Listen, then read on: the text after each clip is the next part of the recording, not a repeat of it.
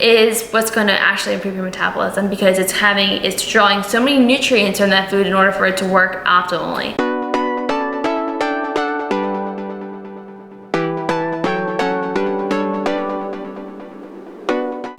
Hey guys, and welcome back to my channel. If you're a new subscriber, welcome to my channel. And today we're going to talk about, as you guys can see from the title, detoxes.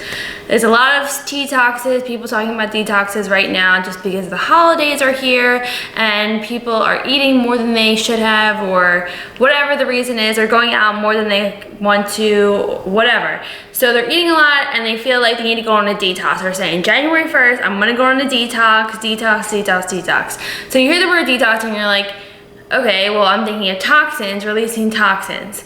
Okay, but do you actually know where these toxins are being released from? And you know where or why or how any of this is happening before you just go into a detox? Can you answer any of those questions seriously?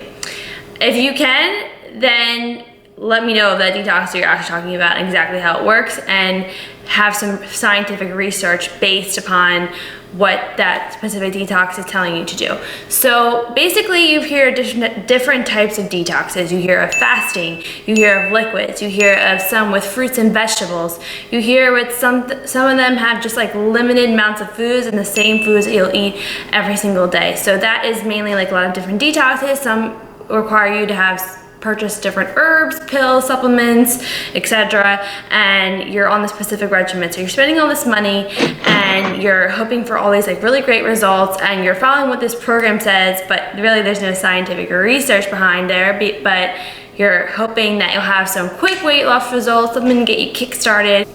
And that is why most people go into a detox. The problem with detox is that it's very short term. So it's not something that you can sustain for long periods of time, which is, I understand, is why people just do it for a few weeks. You just want to get a kickstart, whatever. But in those 2 weeks, you sort of feel lethargic, you feel nauseated, you feel tired, you feel weak, right? Because your body is lacking a lot of nutrients, it's being deprived, and you're just feeling so much slower. So you're actually gonna probably stop going to the gym, stop working as hard, because you really don't have the energy for it.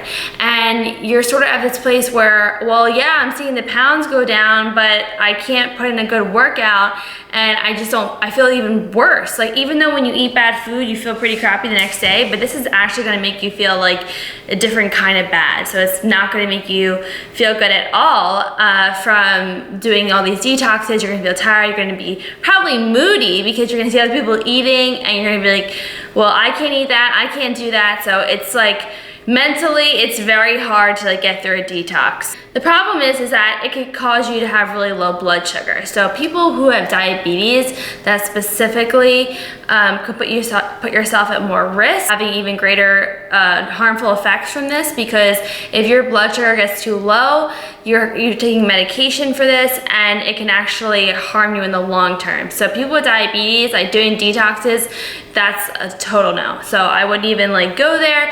You're gonna put yourself at more harm than good, and I just wouldn't recommend this. So if it's not good for somebody with diabetes, then maybe you should rethink this. So it just causes you to have low blood sugar. Obviously, when people have low blood sugar, they sometimes feel like they need to faint, or they, again, like can't be totally focused in the moment, and they just feel tired. All these like not so good feels. And do you really want to feel this in order to lose maybe a couple pounds? Like, is this really worth it? You're feeling dizzy, you're feeling nauseated, but you're like, I'm losing weight, I'm losing a couple pounds, like I'm getting somewhere, right? And then you go back to eating your normal foods after the 2-week detox, after the month detox, and you're right back to where you started. All the weight will come right back on, because once your body is introduced to those foods again, the weight will just come on like this.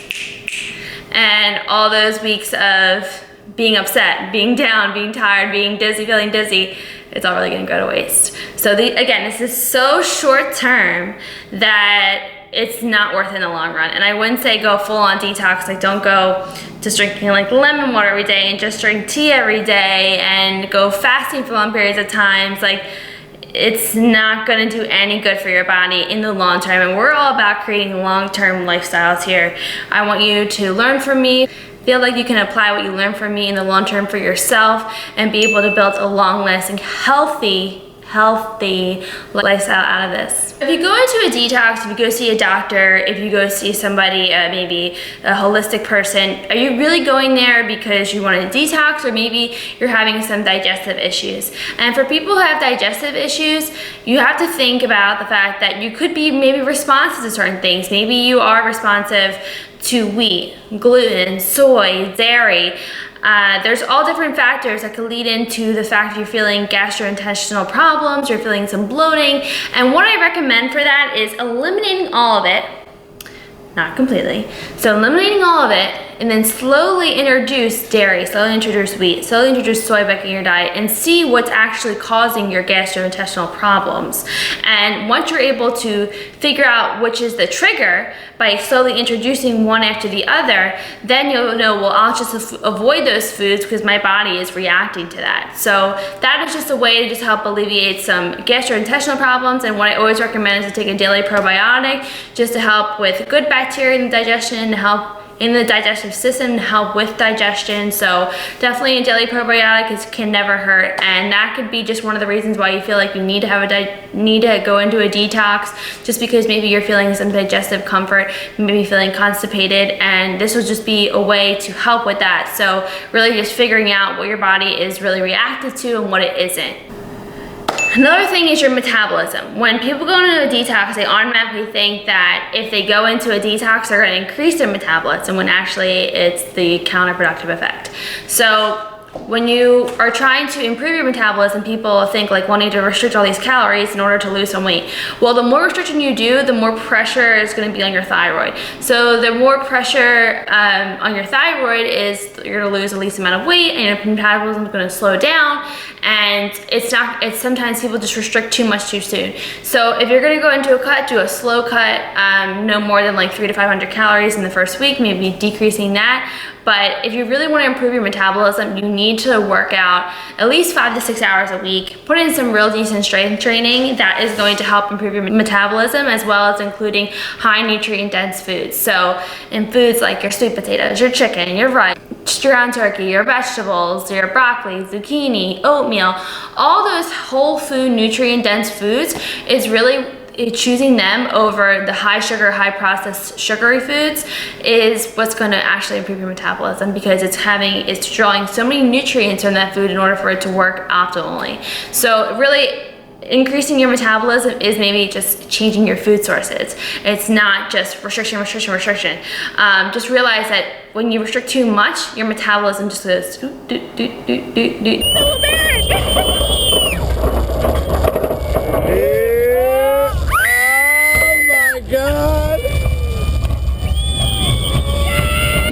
like it just takes a nice roller coaster ride right down as you keep decreasing calories, which is why, like, I'm not gonna get into it here, but when I'm going into a cut, I always include like refeed meals, refeed days, untracked meals, anything to spike the metabolism back up, because your metabolism can sustain low calories for too long periods of time. It needs to have some type of bump, some type of boost. And if you're going into a cut, always either have a cheat meal once a week or a tracked refeed where you're tracking your calories and you're eating a higher amount of calories than you do on a normal daily basis, and just sort of like carb cycle that way. But as far as just restricting because you feel like you've been eating a lot, you're not really gonna get anywhere. So I'm just hate to break it to you, but that is the reality of it. It's just about changing your food sources and learning, having your body just have more nutrient dense foods in order to perform at its best.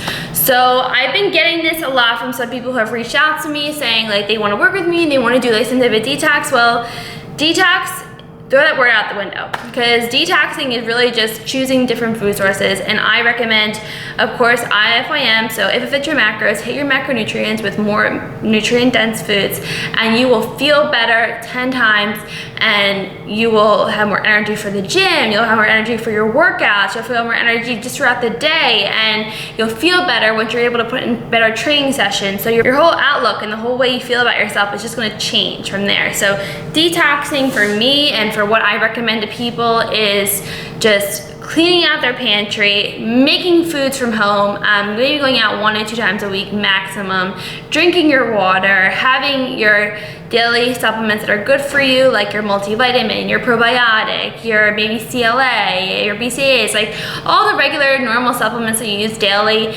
Always include them in your diet, and just try the best you can to, again, have more whole food sources. And that is what I would recommend for a detox.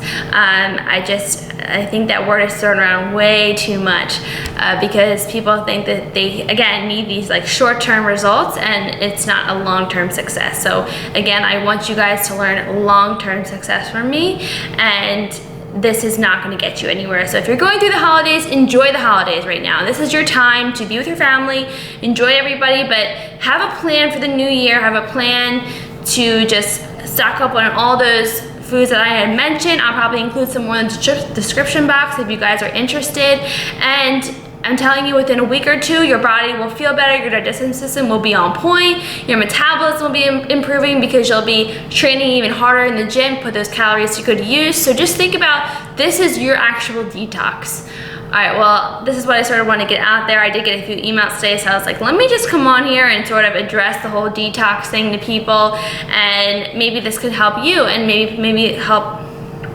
this could help put a plan together for the new year for yourself and figure out, how can I detox for the new year? So how can I detox to feel better, look better, and be ready for 2017? So I really appreciate you guys watching this. Please give the video a big thumbs up if you liked it. Subscribe if you haven't. And as always, I will see you in the next video.